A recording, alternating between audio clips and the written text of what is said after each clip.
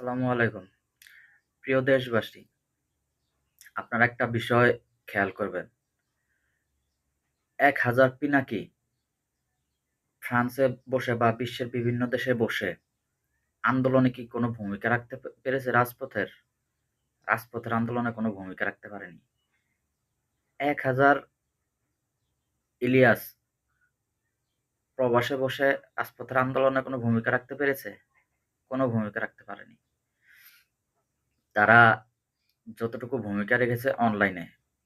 আপনার কি মনে হয় না এই অনলাইনের ভূমিকা ছাড়াও আমরা রাজপথে সফল হতাম? অবশ্যই হতাম। যখন মানুষের পিঠ দেয়ালে ঠেকে গেছে তখন কেউ অনলাইনের অ্যাক্টিভিস্টদের দিকে তাকিয়ে থাকেনি। সবাই যার যার অবস্থান থেকে রাজপথে নেমে গিয়েছে। তাই আপনারা কেউ অনলাইনের ইউটিউবারদের উস্কানিতে বিভ্রান্ত হবেন না।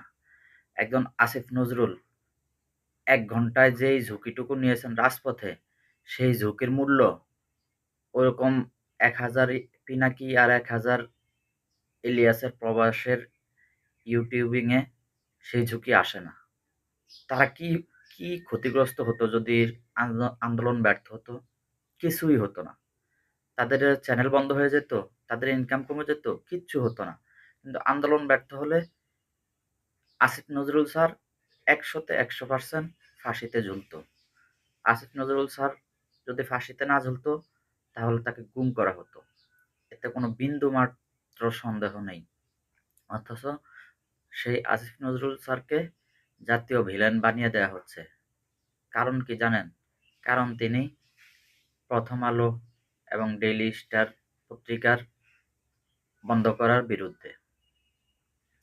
ওনাদের বক্তব্য হলো কোনো প্রকার গণমাধ্যমই বন্ধ করা হবে না। এটা আন্তর্জাতিক ইস্যু হয়ে দাঁড়াবে। আর দেশের সকল মতের অধিকার যেন বাধাগ্রস্ত না হয়, তাই সকল মত, সকল পথের মানুষের গণমাধ্যম খোলা থাকা উচিত। এটাই হলো সরকারের যুক্তি। ধন্যবাদ। আসসালামু আলাইকুম।